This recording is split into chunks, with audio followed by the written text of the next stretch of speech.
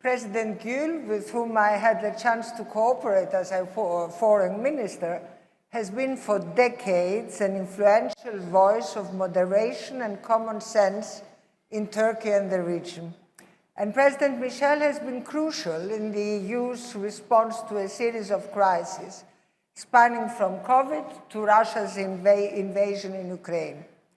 So it's a real privilege to share the same panel with these two gentlemen. Now, dear colleagues, there is a basic principle in philosophy called horror vacui. Nature hates vacuums. The exact same principle applies to geopolitics. It is evident that the US, for the last many years, retreats from Europe.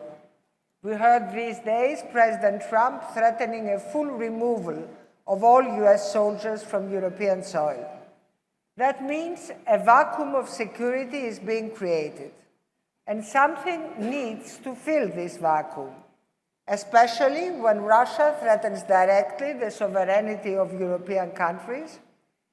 In the minds of many Europeans, that something might be Turkey.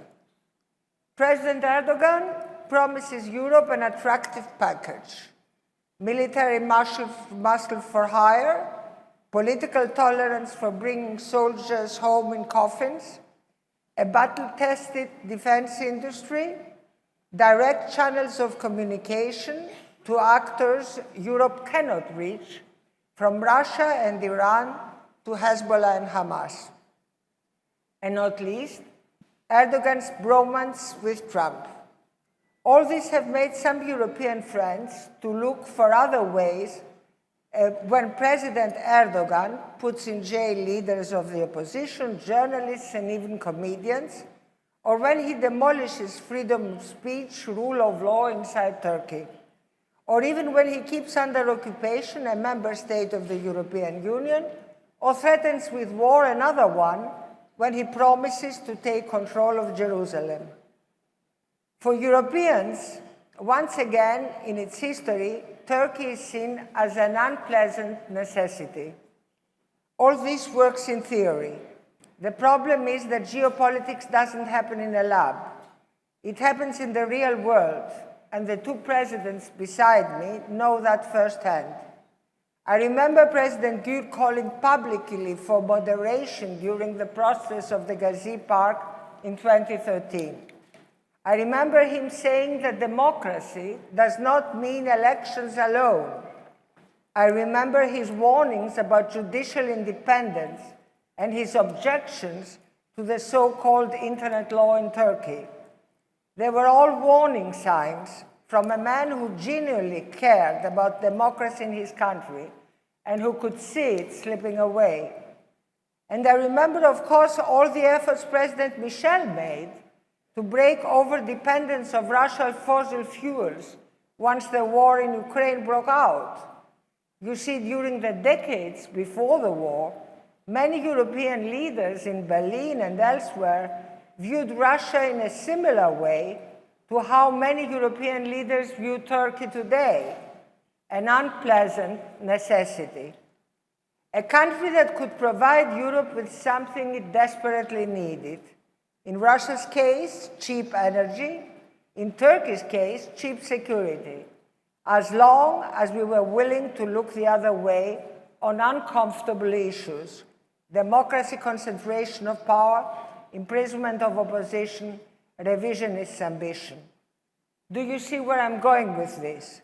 I'm not saying, and I want to be very clear, that Europe must not do business with Turkey.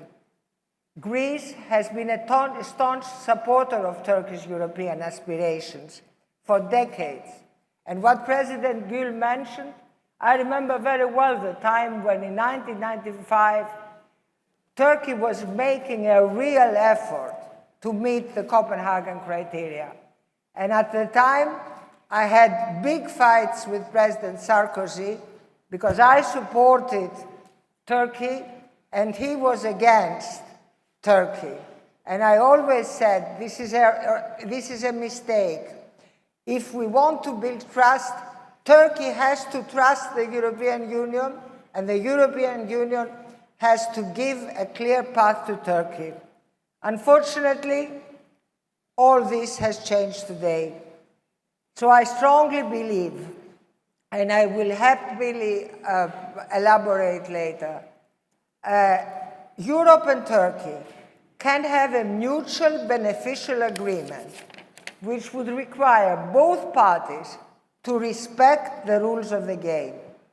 In fact, I believe that the only way to ensure our relationship with Turkey does not become the same catastrophic fiasco of our relationship with Russia is to be open, clear, stick to our values, make Turkey understand that the rules of the game demand respect of international law, good neighborly relations, and good strategic commitment. And I am profoundly sure that this is the only way to go forward.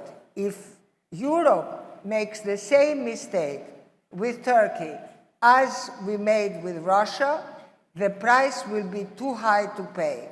So clear messages, clear rules, clear commitments is, in my way, the only way forward.